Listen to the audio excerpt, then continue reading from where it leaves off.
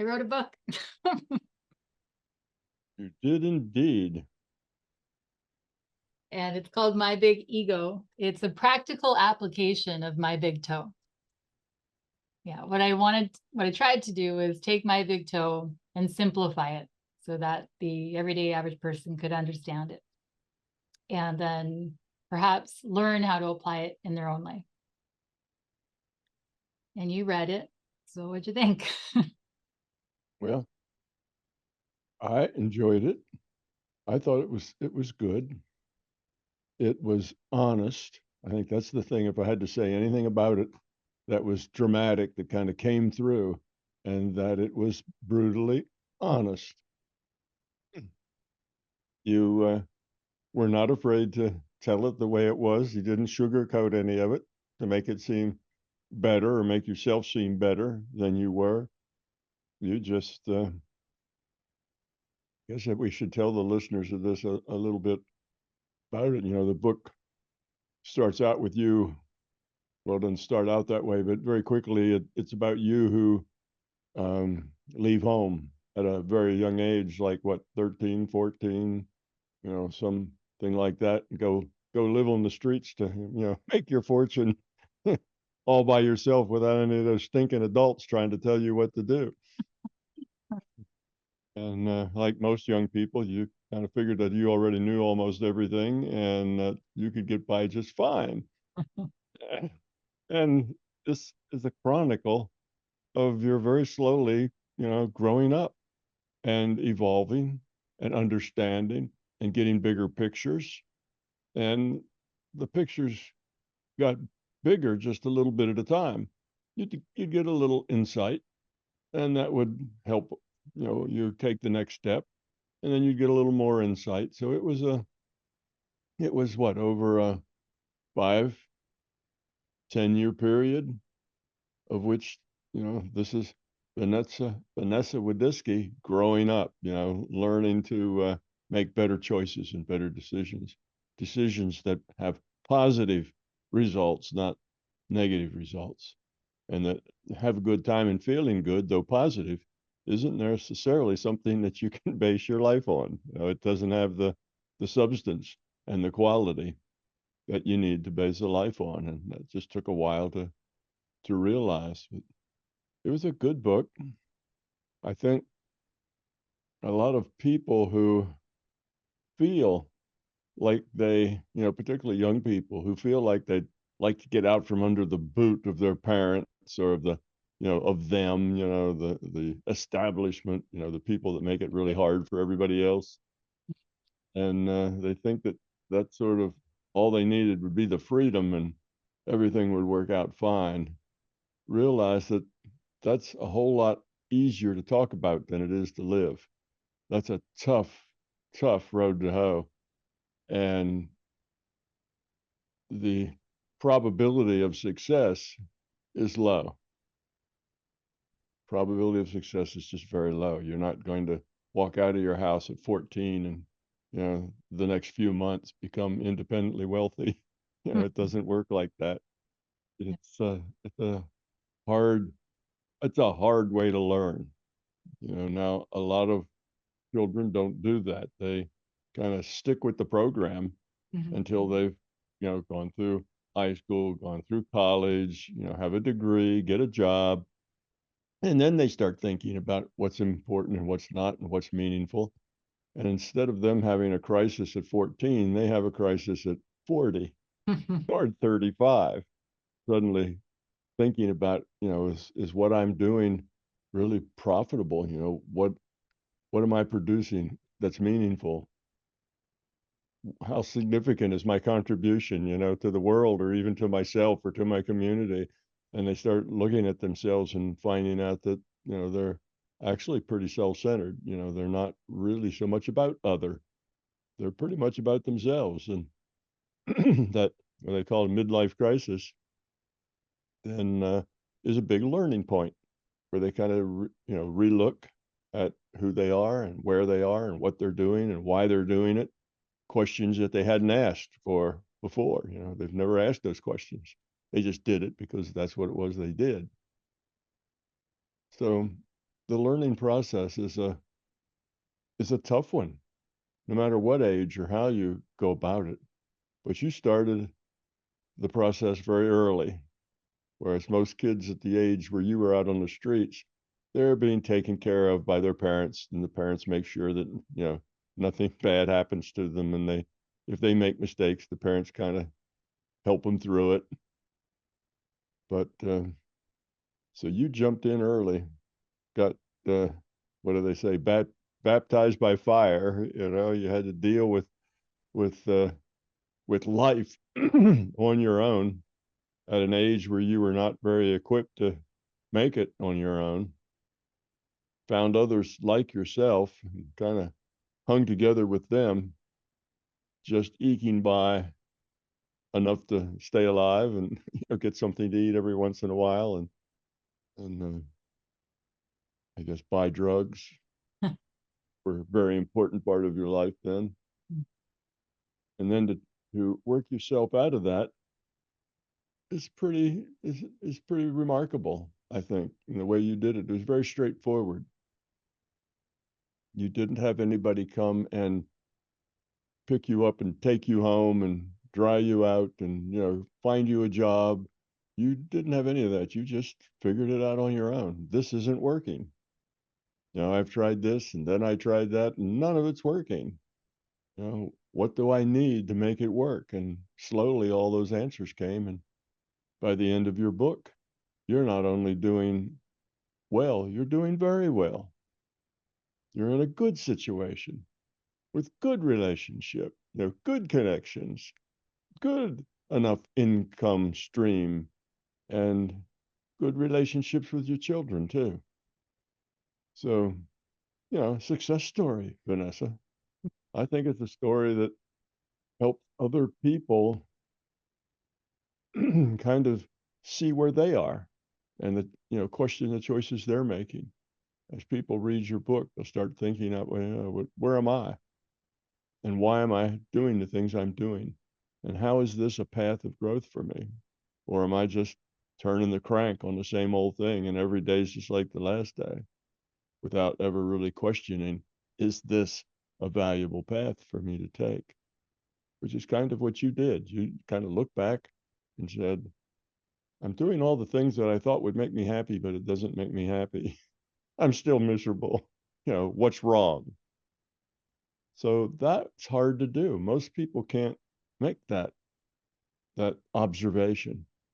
They can't see that. So although you took plenty of punishment before you got to the point that you did see that, but still, I think that's a remarkable thing to pull yourself up by your own bootstraps. And often when children like that, run away from home or do the sort of thing that you did, somebody goes gets them and pulls them out of it. And eventually, though they resented it first, they realized that it was a good thing. But they didn't actually get out of it on their own. But you did. You just figured it out. And so can everybody else if they just try. And I think that's the important thing about your book. You'll show people that, all right, if a 14, 15, 16, 18-year-old can ask those questions and figure it out, so can they. And then if you're serious about doing something, I don't want my life to keep going on like this. I see it, and it's in a descending arc, not an ascending arc. It's only going to get worse, so I need to step in and stop that and make it go the other way. Well, that took resolve and it took courage. So that, I think, is the value of your book. It helps people see the situations that they're in. Their situation may not be as drastic as yours. Well, they just may be in a dead-end job turning the crank that they don't really want to do just to make ends meet, and they're just tired of it. Well, there are other things they can do, other ways they can contribute, and to decide that, well, I'm going to spend some time volunteering, to help feed the homeless or something. Instead of just turning that crank, going home, watching TV, you can actually do something more useful, for life. Give back. And that will start opening all kinds of other doors. Because once you turn around and start going the other direction, suddenly you have choices that weren't there before. You create a whole set of new choices. You meet new and different kinds of people. And an inspirational story like yours, I think, helps people kind of get hold of their life and see that they can do it. They can change themselves. It's like it's never too late. If you're 70 years old and you just figure it out, well, great. The next 10 or 20 years that you get to live, work on it. It's not like, oh, time's gone by. I'm 40 now, so there's no sense doing anything now. My life's almost over. Well, that's just, woe is me kind of self-pity, getting caught up in your big ego. And they have to realize that that's not the case. Wherever you are, whatever the conditions are, you can always do better. You can always change things. And the magic of that is that if you change things for the right reason, things start to break for you. They start to work out for you. Things start to pull together when you're doing things for the right reason. As long as you're doing things for the wrong reason, everything goes to hell in a handbag. Everything, is dysfunctional, and you just keep getting deeper and deeper into dysfunction because you're not doing things for the right reasons. So just changing the why of your life will change everything else. If you just change that why, the rest of the world will kind of shift a little bit to help you find what that new why should be for you. And you didn't talk a lot about that in the book, but things did work out. They opened up for you. You got breaks, you got situations, you got a job, you got introduced to people who could be helpful, people who inspired you, whatever else. And those things happened because you had the right attitude. And if you hadn't had the right attitude, none of those opportunities that helped pull you up would have happened. So that's the way it works. And your book is a good example of that. And it's mostly valuable because of the total honesty with which you delivered it. Because many people writing a book like that would tend to make themselves look better than they really were. And you don't hesitate to call yourself, a failure. This isn't working. I'm not doing it right. Here I am, and here's my attitude, and here's where it's taken me, and it's not good. And that's hard for people to admit. But if you can't admit it, then you're stuck in a belief trap, and then you can't make any progress. So you kind of hit all the MBT points there. You get belief traps, you get bad choices. You have to have some sense of self that you can do it and you can change. You don't feel defeated. You don't become a victim. You take responsibility. All of these things are the steps of kind of owning yourself and taking charge of yourself. And in your book, you can just trace, one step, the next step, the next step as you kind of progressed up that incline to lift yourself up out of that morass that you were in that wasn't going anywhere good. So you could probably think back, well, what would have happened to me if I hadn't been like that? If I just kind of kept up that life and, more and more fun or pleasure or drugs or whatever, well, you probably wouldn't have made it. You probably, you probably wouldn't even be alive now. You would have hit the dead end and ceased to flourish. Mhm. And a lot of people do that. Some of them are the people that we call homeless. They've hit a dead end, but it doesn't mean they have to stay there. They just need a helping hand to get picked up and straightened out and kind of motivated to go be something better than that. Yeah. It's not an easy thing to do.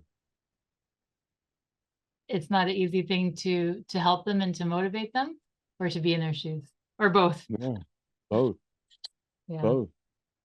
It's not easy for them to change, given that you're there and you're trying to motivate them and it's just hard for them to change, to see the world differently, to Mm. see that they reach out for it, things could get better. Because once you get in that sense of feeling like a victim or a failure and you're at the bottom and, there, you don't see any way out, then it's really hard for you to turn anything around because you no longer have any faith in yourself, your ability to, to change your situation. And when you get into that spot, it's hard to turn around and people will come and try to give you good advice and, things like that perhaps, but you don't really believe it. Yeah, well, maybe help somebody, but it's not going to help me. Right. That's the big ego in the Yeah. my big ego. You have to get over that. And for the folks who are in that space, I feel like we, the people who are not in that space, have a responsibility to help them because we can see a bigger picture and they're stuck in the small picture. And we can't just let them struggle in that space. We have to do something to help them, right? Yes, absolutely. That's part of our kind of moral imperative that we do that. This idea that I'm only responsible for myself, I'm not responsible for anybody else. It's not about me, therefore I don't care about it. That's a very self-centered viewpoint, and that self-centered viewpoint will keep you from growing. We have to help the people who need help. We should generate a society that helps give those people back their dignity, their sense that they can do something, kind of lifts them out of where they are. Now, that may cost something to do that. That's not free, but the gain is much higher than the cost. Because if you can accomplish that, now you have a productive citizen working, paying taxes, you know, interacting, having relationships. You've taken somebody who's dysfunctional and made them functional.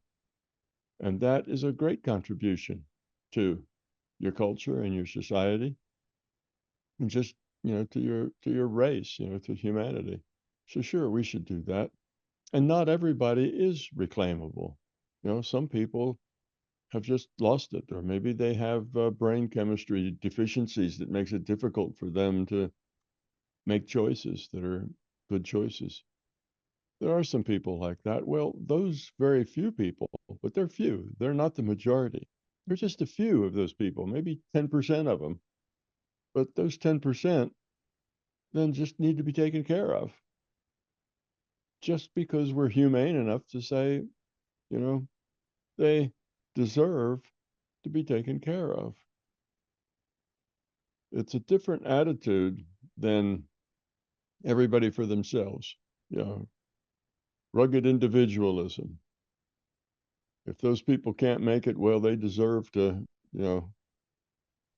they deserve whatever they get. They're just not working hard or this. But when you make those kind of statements, they're not trying, they're not working hard, they're defeated.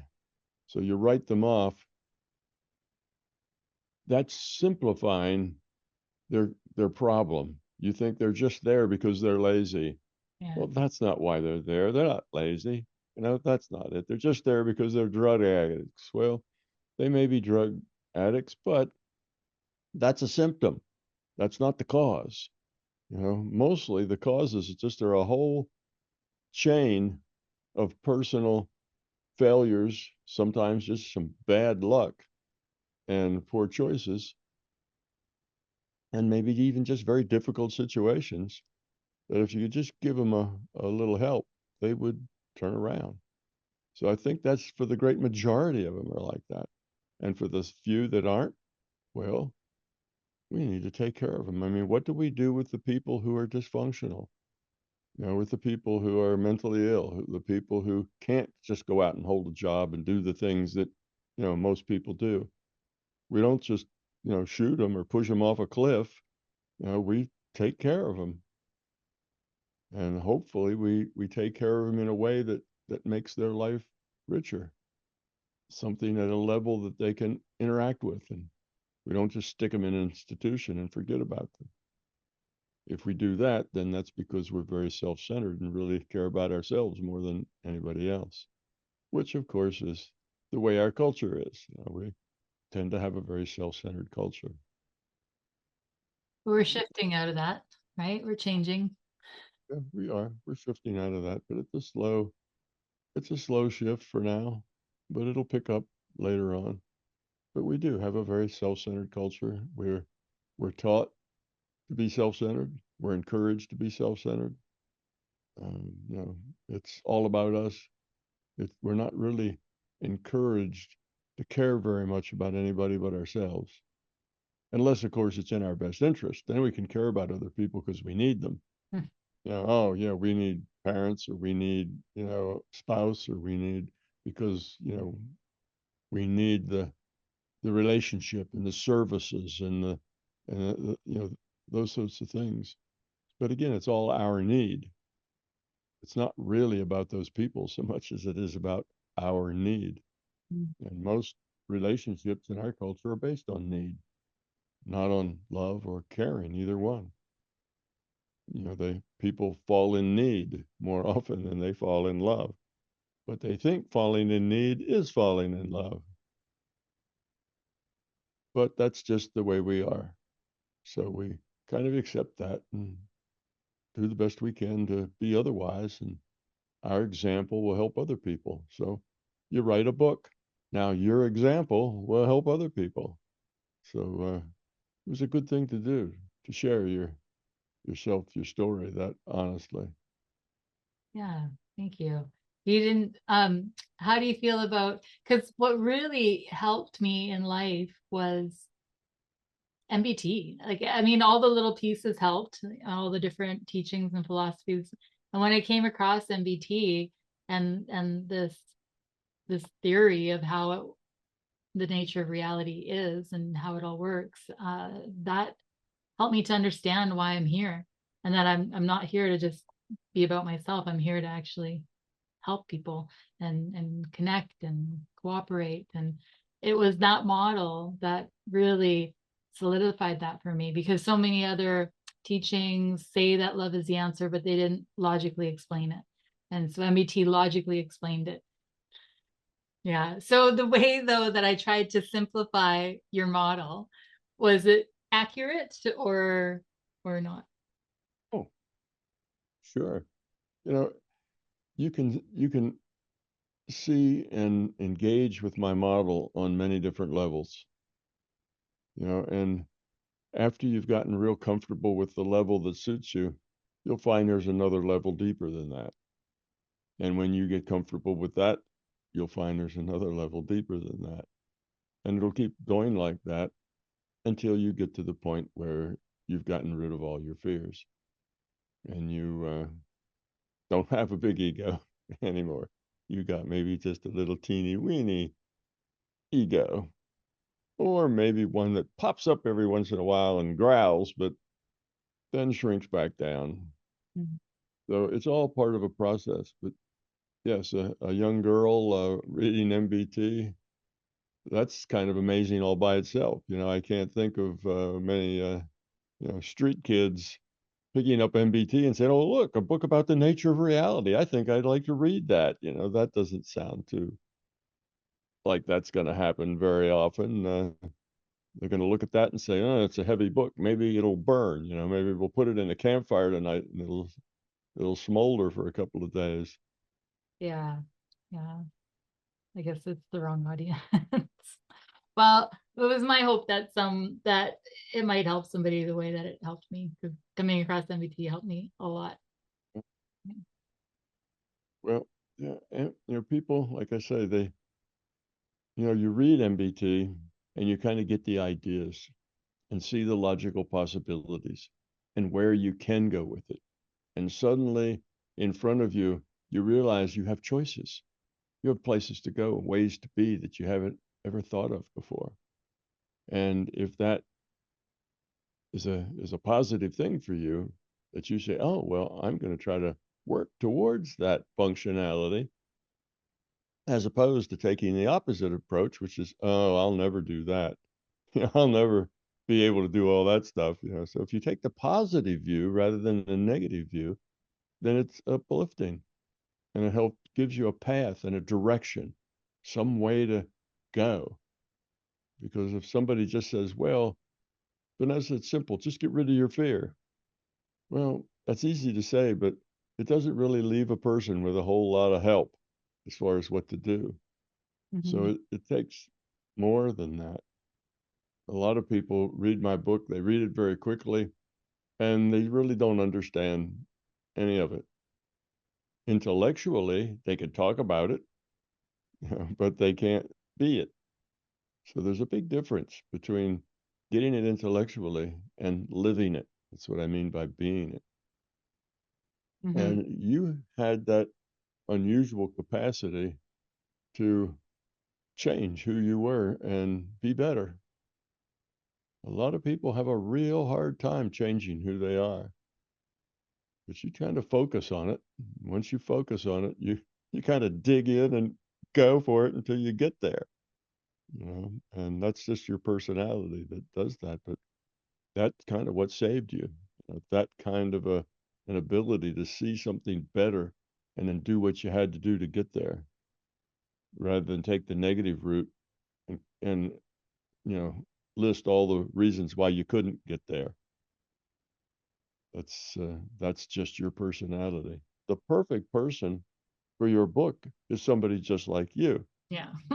That would be the perfect person because they would read it and it would connect and they'd say, yeah, that's just the way I feel and think and am. And look, this lady's, 25 years older than I am, and look what she's done. And I can do that too. That would be the perfect person to read the book is somebody just like you. But there's a lot of people who are searching and having trouble finding something that works for them, which was a more general description of the way you were. You weren't out, you weren't a bad person. You weren't out trying to hurt or damage anything. You just, were looking for a way to live and be that was positive and was okay. So that was kind of your attitude. But because you made bad choices along that, you found more pain than you found satisfaction. And that made you think about it and you did better. So people who are aware enough to do that thinking about it and realize that they could do better, when they understand that almost all the pain and frustration and anxiety and anger that you have is all self-created. It's because of the choices you make. It's the attitudes you have. It's the fear you have. It's the beliefs you have. So it's all inside of you is why you have the pain you have. And that you can change that just by changing your perspective of the world and who you are and how you fit into it. So your story is not exactly a Cinderella story. You didn't end up with the prince at the ball and slippers of glass and that sort of thing. But I did it end up with shows, the prince and the fairy tale life. I feel like I have a fairy tale life yeah, now. you did get a prince, Yeah. but you didn't have to ride around in a pumpkin or do anything like that magical. With the evil But sisters. No, I didn't. you are a good example of how a person just by introspection and a desire to do better can end up in a really nice situation, you know. And it was a long path. You had to change your whole perspective about what was important and what wasn't. Talk about your relationships. If you go back 5 years before you met the person that you have a good relationship with, you wouldn't have given him the time of day. You No. said, "Oh, what a nerd! What a he's no fun. He wants to go home and play Dungeons and Dragons. I'm gonna go out drinking and you know Oh, he likes and drinking. take drugs and do things that are more fun. You know, what a deadhead. So you change your whole attitude toward life. And when you see life from a different perspective, from a different set of values, then you start making, better choices if these are better values. So that's the thing. You have to change yourself because otherwise you would have been all of your life in dysfunctional relationships because you picked the males that were dysfunctional. Those were the ones you liked, those dysfunctional ones. And the ones that weren't dysfunctional, you didn't like them. They weren't much fun. Yeah. So, but it's like that in everything. I just use that as an example. So it's really, we change how we define reality. We change our perspective. We look at life differently. And that is not an easy thing for someone to do. But I think your book shows that you can do that and it does work. My my wife Pamela had a friend that had a very similar thing. She went through a whole bunch of relationships where she always ended up in a relationship where the guy beat her up. She was always getting slapped around and beat up. And she went through 1, 2, 3, 4, all her relationships always ended up with a guy who slapped her around. And it's, in her mind, it's because all the guys in the world are evil, and so on. But she then realized, I think it was probably counseling that she went to, that the guys who weren't going to beat her up, who would treat her with respect, she didn't want to have anything to do with them. She rejected all of them. And she finally, changed the way she saw the world. And then she got a good relationship with a nice guy who treated her very well. It was the exact same thing. The guys who turned her on, who she liked, were all the ones that were also going to slap her around. So you have to realize that you are your own worst enemy. And the changes that have to take place are inside of you, not in the outside world. That's the message. And I think you deliver that message pretty well in your book. So I think it is a good book and it will be helpful to people. Probably young people more than older people because it's a young person's story. Yeah. And it's written in from like a grade 8 level, I would say. I'm in, okay, so I want to have positive self-talk. Yeah, so I'm not a writer and I dropped out of high school and so I'm not educated and all these things. And so that's the fear that comes up is, oh, if people read it, there's going to be critics who are like making fun of it and all the things. And can I handle the criticism, I guess is yeah. Well, there will be critics. Yeah. There will be critics who will say, well, that wasn't very well written, Yeah. nice story, but it wasn't very well written. Well, that's okay. Yeah. It's your first book. Your second book will be written a lot better. And your third and fourth book will be better yet. You learn, you grow, you get better at things. And people who criticize, the style, the way it's written, the kind of paper the book's published on, the way numbered the pages, whatever, if they criticize all of that as being unprofessional, those people really don't matter too much. Those aren't people that you should really care about what they think. Those are people who are trying to make themselves feel better about themselves by putting other people down. And they will criticize anything and everything. They tend to be complainers that complain about everything. And the way they get positives is by putting other people down because in their own mind, they're saying, I'm better than that. Oh, I'm better than that. Oh, I could write a book better than she did. This is what they tell themselves because they're very insecure. They don't have much self-esteem. So they try to self-medicate, if you will, by getting their strokes by putting other people down, making themselves feel better than those other people. Well, these people aren't people you really care about. I shouldn't say that. You might care about them, but these are people that you don't really want to be friends with, and their opinion is not very important. That's the way I should say that. You shouldn't make their opinion very important. So yeah, you'll get that kind of criticism. When I do my videos, I have Keith and Donna, and they try real hard to make the video perfect. They said, "Oh, it needs to look professional. It needs to be right. That little flaw, we need to fix that." And I tell them, I said, "Look, you could fix it forever. It's my videos aren't about the quality of the cinematography. It's not about the, the clothes and the makeup, the storyline. It's about the ideas, the concepts, the understanding that I'm talking about.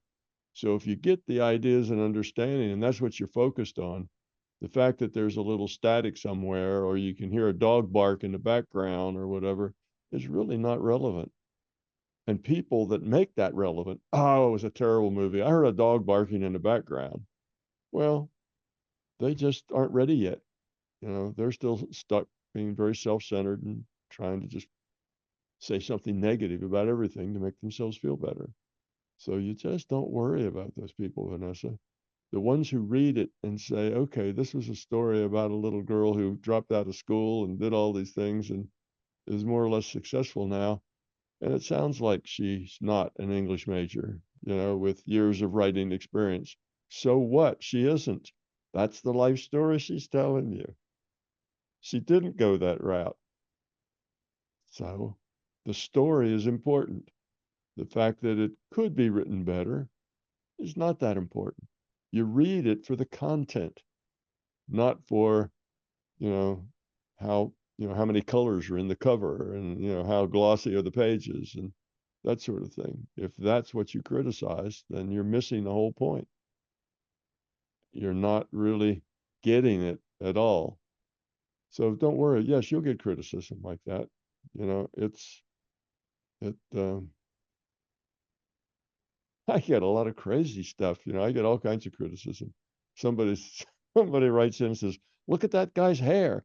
Yeah, he's wearing a wig. Well, he doesn't have hair like that. That has to be a wig. And I got somebody else that said, oh, look, he's a devil worshiper. Did you see the way he put his hands like that? That's a sign. Everybody knows that sign. I was probably waving my hands around trying to make a point, and I get some really crazy stuff, that comes back out of these videos, but I find it all amusing. It's not about me, it's about them. They're telling you what their own worldview is like and what's important to them. And you don't have any of those fears. Like you don't have a fear of people finding out you're a devil worshiper. Like those aren't close to home. For me, I have a fear of not being enough, of not being smart enough. That's a major fear of mine. And so when I get criticized on that, it activates that fear. And that's an opportunity for me to face my fear, be courageous, and let it go. Right. So I Yeah, should, it is. yeah. Yeah. Mhm. But I know you well enough to know that your first reaction will be to cry. Yep. Oh my God, yep. I cried on a very important meeting the other day with some important people, and they were upset with me, and I started crying. I just was like, oh my God, here it comes. I started crying. They're like, do you need a minute? Do you like, I'm like, it's okay. The show must go on. But yeah, you can't hide it. Just you gotta be yourself. And anyway. Yeah, just got to be who you are, Mhm. Vanessa. Yeah. For people who are really, trying to grow and are interesting people you'd like to interact with, people you'd like to help, or if people could help you, they're all people who are going to be interested in you because of the content you bring, because of what you offer, not whether, you could have, it could have been written better or not because of, the style of clothes you wear or how you dress or the neighborhood you live in or the kind of car you drive, or the fact that your lawn needs to be mowed, all these things, where other people judge you based on the details. Those people are very shallow and self-centered, and their opinions really don't matter much. So the people that are going to like your book are the people who read it, not because they're literary critics, but because it's an interesting story. It's a real story. It's a story from the heart. It's honest and straightforward, and that's what they'll like about it. So just don't worry about the criticisms and the ways that you aren't perfect yet. Notice I said yet. Just don't notice, don't even worry about that. Those those opinions are not really worth much. Yeah. Thank you. I appreciate that. Content that matters, not not all the details around that content. Mhm. So the content is good. And that's why I wrote it, in hopes that someone would learn or benefit and improve their lives based on the story, the content, and the model, honestly. I'm hoping that someone like me, somebody who's lost and trying to find their purpose in life, will stumble across it and say, hey, this model works for me. Maybe they will, maybe they won't, but it's worth putting it out there and seeing. It might get somebody thinking about it. Yes. A lot of times, all you have to do is show people the possibilities, and then they will get up and actually do something once they see the possibilities. But until they can see the possibilities, they're stuck. And the reason they can't see those possibilities is because of their fear. Just can't see the possibility. But when they see that somebody else who was maybe even in a worse position than they were somehow can break out, oh, that's the possibility of breaking out. Oh, it exists. Maybe I could break out. You see, that's just seeing the possibility is a big help to people. It's I have people that read my book and said, you know, while I was reading your book, I had all these paranormal things happen. Hmm. And my book doesn't make paranormal things happen, but Sure they does. just saw, the possibilities of these things, and they never entertained that any of them were possible before. And once they kind of relaxed into that idea of it being possible, well, there it was. They couldn't go there because in their mind it wasn't a place to go. It wasn't possible. Their beliefs kind of blocked it out. So then you change the belief. Now these things are possible. You got rid of the belief that they were impossible, and then they just start happening. You just have experiences. So your book does that. It shows that it is possible to grow yourself in a very fundamental way. You can recover from a long string of bad choices, even if you're very young. You can figure it out. You can go the other way, and just the possibility of that happening will help probably a lot of kids. They'll see that, and if they read books. When you were on that trip, how many books did you read? I read The Way of the Peaceful. I read. hmm I was reading. Well, then see, if their people are like you, they'll read and they'll get it, and it'll show them a way out. hmm But, but don't be so nervous about people who will complain about your writing or the book or the style or the way the chapters were presented. That's not important. The story's coherent, and anybody can understand the story and have empathy for the little girl that was going through all of that. Yeah. Yeah. Thank you. Thank you. I do feel better. And I hope that it helps others to feel better too.